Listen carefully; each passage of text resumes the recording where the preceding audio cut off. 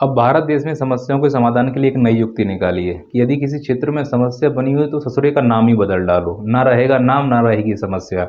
जैसे कि समस्या का नाम समाधान कर दो, तकलीफ का नाम खुशी कर दो, तुम बेरोजगारों का नाम रोजगार कर दो, हो गई समस्या का समाधान।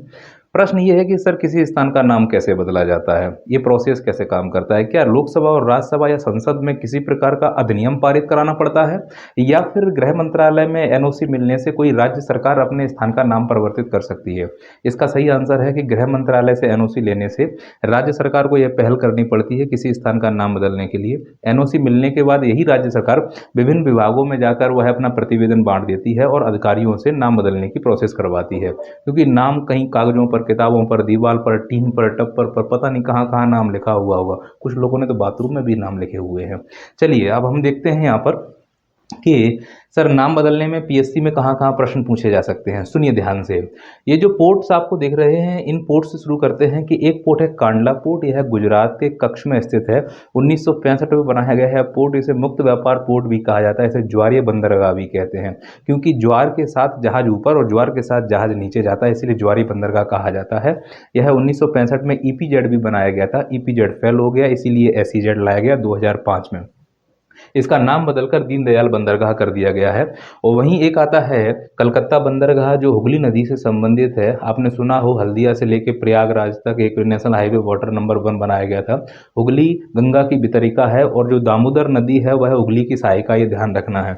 कलकत्ता का हाल ही में नाम बदलकर श्यामा प्रसाद मुखर्जी नाम रख दिया गया है। श्यामा प्रसाद मुखर्जी चर्चा में बहुत ज़्यादा है, क्योंकि इन्हीं के नाम पर चैनानी नासरी सुरंग, जो भारत की सबसे लंबी सुरंग मानी जाती है, इसी से नेशनल हाईवे 44 गुजरता है और इसका नाम बदलकर श्यामा प्रसाद मुखर्जी कर दिया गया है। अटल बिहारी वाजपेयी भी पीछे नहीं है। अटल बिहारी वाजपेयी के नाम पर रोहतांग सुरंग का नाम अटल टनल के नाम पर रख दिया गया है। हिमाचल प्रदेश में स्थित है, ये आपको ध्यान रखने की जरूरत है।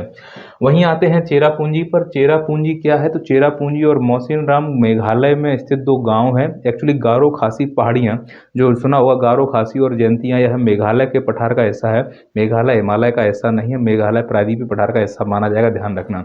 इनकी पहाड़ियों का आकार कीपाकार है, इसलिए यहाँ अधिक वर्षा होती है। कुछ बच्चे इसलिए कंफ्यूज हो सकते हैं कि सर चेरापूंजी और मौसिनराम में कहाँ वर्षा होती है। तो चेरापूंजी में माह की सबसे ज़्यादा, माह माने महीने की सबसे ज़्यादा वर्षा दर्ज की जाती है, जबकि मौसिनराम में वार्षिक सबसे ज़्यादा वर्षा दर्ज की जाती है। और ये दोनों ही गांव खासी पहाड़ियों पर स्थित हैं और इसीलिए चेरापूंजी का हाल ही में नाम बदलकर सोहरा कर दिया गया है। कुछ द्वीपों का भी नाम बदला गया है, अगर आप देखेंगे ध्यान से। तो मैंने पोर्ट्स की बात कर ली है, जिसमें कांडला पोर्ट है और कलकत्ता पोर्ट है, फिर मैंने इसमें बात की है।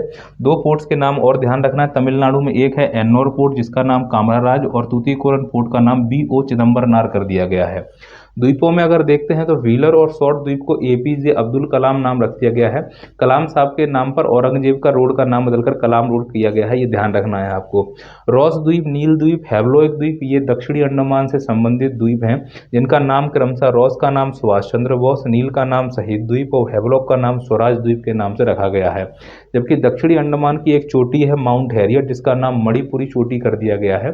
और मणिपुर जो पहाड़ी है वो पूर्वोत्तर भारत में पूर्वांचल हिमालय का हिस्सा है। मणिपुर पहाड़ी की सबसे ऊंची चोटी का नाम तैनीपू है। हाल ही में नेशनल हाईवे के नाम बदले गए हैं, तो उसमें सबसे प्रमुख है GT road, grand trunk road. इसका निर्माण करवाया था शेरशाह सूरी ने। इनका मकबरा सासाराम बिहार में है और यह रोड अफगानिस्तान के काबुल से चटगांव तक आती है। अफगानिस्तान ने अपना नाम बदलकर IEA कर लिया गया है। बताइए इसका फुल फॉर्म क्या है, कमेंट में करके बताइए मुझे आप सभी लोग।